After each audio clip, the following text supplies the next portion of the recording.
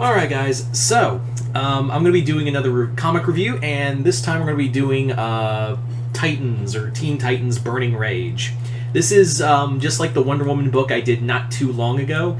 This is basically a comic that was part of, well, it's actually this time around it's a little different, but this is basically from the 100-page Walmart books that were being sold at where else but Walmart, and they basically were collected in stories. That's where we had like Batman Universe by Bendis. We had Superman Up in the Sky from Tom King, as well as his Supergirl story. And that's also where we got the Wonder Woman story by Palmiotti and Connor. So this is part of that vein, but here's the difference.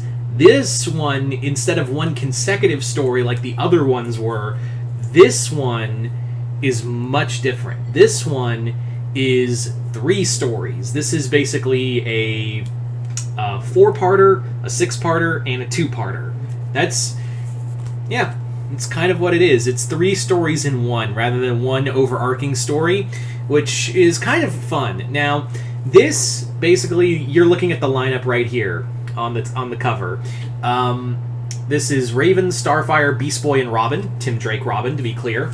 Although they do, like, I feel like the writer who is Dan Jurgens, Dan Jurgens is, like, again, like, kind of going with the Ryan Fitzpatrick comparison, is that he's a dutiful writer, he's like the age journeyman, and he'll get you to the promised land. Sorry about that. Anyway, so, yeah, this is Dan Jurgens, who's a writer I always love, artwork by Scott Eaton, who has done, I believe he has done Teen Titan, I almost said Jurassic Park for some reason, Teen Titan stories in the past. Yeah, like I said, this team is pretty much you add Cyborg and you have the animated series lineup. Instead of Dick Grayson, it's Tim Drake. And also, continuity is just kind of like, who cares? It's fun. And it's meant to be like a comic to bring people into the fold. Like, yeah, that's what it's meant to do. That's literally what we are trying to do here, is get people into the fold and reading comic books. That's what we're trying to do here. That failed miserably, but still. So let's go through this comic and talk about each of the stories. Like I said, it's really like 3 stories in one. So let's go with the first one, which is the first story is called the Destructor Story, which deals with a new villain created called the Disruptor, who, alongside Hive and the Fearsome 4, get together to fight the Titans and launch an all-out attack on the U.S. through a bioweapon. This is a pretty bare basic story.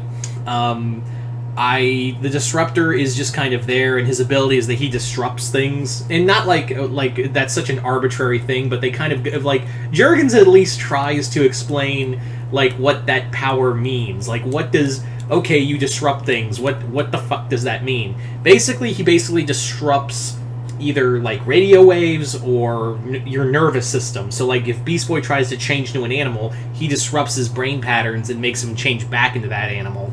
I mean, back to his human form. Or disrupts Starfire when she's trying to use her star bolts, and like he disrupts the synapses in her brain.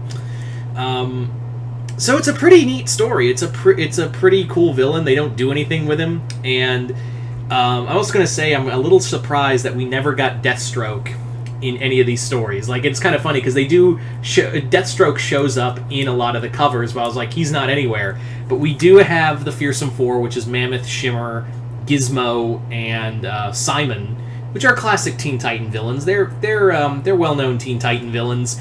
And Hive, of course, they're also intrinsically tied to the Titans as well.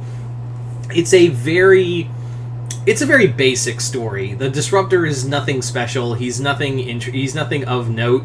He's just there. He's just there to be a new character, and it's a decent story. The second story, which is the name of this comic, Burning Rage, is I think the best of the 3. I would say the first story is my least favorite, but the second story definitely picks up, but it does leave a lot to be desired. This story basically centers around This is a Beast Boy centric story, kind of involving Hawk and Dove as well. What happens is that for those who don't know, Beast Boy did start out with the Doom Patrol, and his adopted father was Steve Dayton, aka Mento, and they do bring up, Jurgens does bring up that, yeah, Mento went psycho and became a villain for a hot minute, but then he retired and became an asshole billionaire. The third, apparently according to him, the third richest man in the world, to which I went, Jefferson Pierce would like a word with you. Mr. Terrific would like a word with you. Not just as third smartest man, but also third richest, I think. But yeah, so apparently in this story, it's Dayton, Bruce Wayne is the second highest, and Luthor is the richest man on the planet. The comic also features the Madniks, which are also known as the Madmen. The Madniks, you guys would probably know best. They were kind of like a Blue Beetle kind of villain. You probably guys remember them best from Batman Brave and the Bold. That story that involved Booster time traveling to see Blue Beetle again and inadvertently changing the future. This also comic has, since this is set in San Francisco, it's also set that the plot is that Hawk and Dove are apparently against each other and are turning the wealthy and the poor against each other. So it's basically a class war. It's gentry. That's the real hero here is gentrification. There's the real villain. But we don't go too deep into it. I also find it funny that Beast Boy turns into Kong in one story, and then, no joke, he straight up turns into Godzilla. He straight up turns into Godzilla, and it's legendary Godzilla, because that's the one Warner Brothers owns. So that would make, it really does make sense that, that's the one. But I just thought that was funny. He turns into Kong and Godzilla. This story is also, it's more fun. It also kind of leaves on a somber ending in a way. I definitely think the action is very well done, and it's not like a typical Titans. It is a Titans story you would probably see in Jeff Johns' run. This is very much a Jeff Johns type story, so Jurgens does a really good job at putting together a very quick 6-part story, and really throwing everything in the blender and having fun with it. I do think it could have gone deeper, but I do understand this is supposed to be like an all ages. You don't put too much thought into it. You just have a fun adventure with a bare bones plot. So there you go. And finally, we have the story I probably would like the best is the and this is the one I wish we had more parts to. I really do wish we had more parts with this comic, especially. I really wish we had more with this one. And that is a 2-part story that centers around Starfire being kidnapped by Blackfire, her sister, and brought to an alien arena to fight Mongol. Yeah, can we just take that for a moment? We have Starfire versus Mongol. I'm always excited when Mongol shows up. So it is kind of cool, and it's basically the rest of the Titans have to go and save her while she battles Mongol to the death. A lot of people forget how powerful Starfire is. This woman once took it to Superman in a fight. So, yeah, it's kind of cool to see her take on a Superman-level villain. That one's pretty quick. That one is a very quick story. That's a thing you would literally see in the animated series. In fact, all 3 of these stories would be something you'd see in the animated show. And also, I know someone's going to be like, oh, I wish the show was back and not Go. Yeah, well, we're several years, we've been at this for so long, and Go's just harmless. It's literally some of the shit in that show is really damn funny. I will be the first to admit that some of the shit that happens in that show is really fucking funny. So, do I recommend Teen Titans Burning Rage? Well, if you're looking for this doesn't really have a lot of continuity. You don't have to go oh, check out this, or what happened here, go read this issue. It's more do you want to have a fun adventure, and if you like especially if you like the Teen Titans cartoon, like I said, this is just missing Cyborg, and you have the Titans. You literally have the animated series Titans.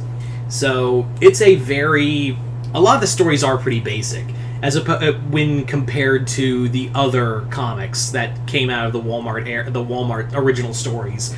The Wonder Woman one was just fun, balls to the wall insanity. You had a deep comic with Superman and Wonder Woman, and you also had a fun Silver Age romp with Batman in the Bendis book. So this, comparatively speaking, is probably like the weakest of the group because they're just not, they're not really doing anything groundbreaking or amazing. It just feels like standard Titan stories, really. But that's not really a bad thing at the same time. That's in no way, shape, or form a bad thing. That's just what, comparatively speaking, this is the weakest one. But it's still worth it. It is $16.99, so we're still doing under $20. I would say if you are a major Titans fan, give it a look. I would say if you're definitely like looking for Titans stuff and not that isn't Titans Academy, because I've read a few issues of that and thought that was pure garbage, here you go. Here's your book. Here's your book. Read it. Anyway, so you guys so hope you all enjoyed this review. If you haven't already, hit the link below. Head on over to my Patreon for exclusive content. Other than that, I'm Mr. Multiverse. I'll see you next time in the Multiverse.